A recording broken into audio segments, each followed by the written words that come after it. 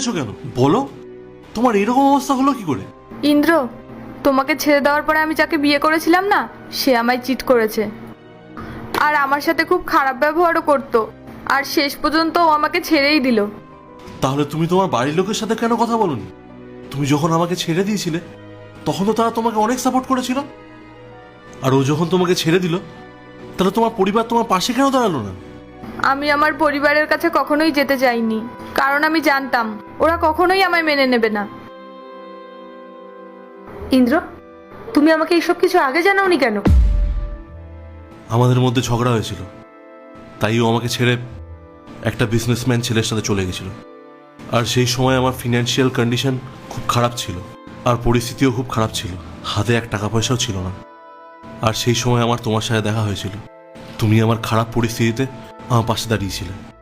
আর আমি শুধু বলেছিলাম আমার ডিভোর্স হয়েছে, ও আমাকে ছেড়ে চলে গেছে। আর আমি তোমাকে পুরো বিষয়ের ব্যাপারে কিছুই জানাইনি। আর আজ ওর অবস্থা দেখো। হ্যাঁ, তো ঠিকই তো আছে। এতে তোমার খারাপ ফিল হওয়ার বা রিগ্রেট করার তো কিছু নেই। ও তোমার সাথে যেটা করেছিল আজ ওর সাথেও ঠিক সেটাই হয়েছে। ওই যে বলে না, কর্মের ফল একদিন না একদিন ঠিক ভোগ করতে হয়। ও তোমার সাথে খারাপ করেছিল, অন্যায় করেছিল, আজকে সেটাই ওকে ভোগ করতে হচ্ছে। আর দেখো, পরিস্থিতি ওকে কোথায় এনে দাঁড় করিয়েছে। আজ নাকি ও তোমারই বাড়িতে কাজের লোক হিসেবে এসেছে। আচ্ছা ছাড়ো, আমি কথা বলছি তো। আর তুমি ওর অবস্থা দেখো, কোন পরিস্থিতির মধ্যে দিয়েও যাচ্ছে। হ্যাঁ, তুমি ঠিকই বলছো। আজ আমি আমার কর্মের ফলই ভোগ করছি। ও যা বলছে একদম ঠিক কথাই বলছে।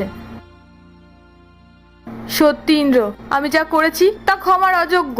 সত্যি আমার এমনটা করা উচিত হয়নি। ইন্দ্র, আমি কোনোভাবেই চাই না যে ও আমার বাড়িতে কাজ করুক। আফটার অল ও তোমার এক্স ওয়াইফ।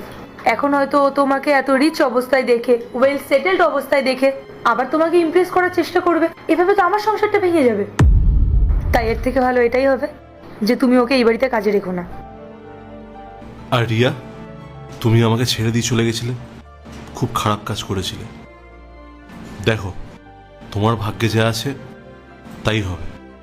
আর আমি চাই না তুমি আমার বাড়িতে কাজ করো বা এই সোসাইটিতে কাজ করো।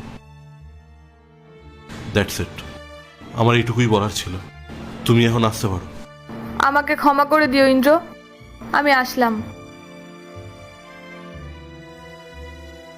সরি পায়েল, আমি তোমাকে পুরো বিষয়টা বলিনি। কোনো ব্যাপার না, তুমি ক্ষমা চেয়েও না। এখন তো সবকিছু ঠিক হয়ে গেছে।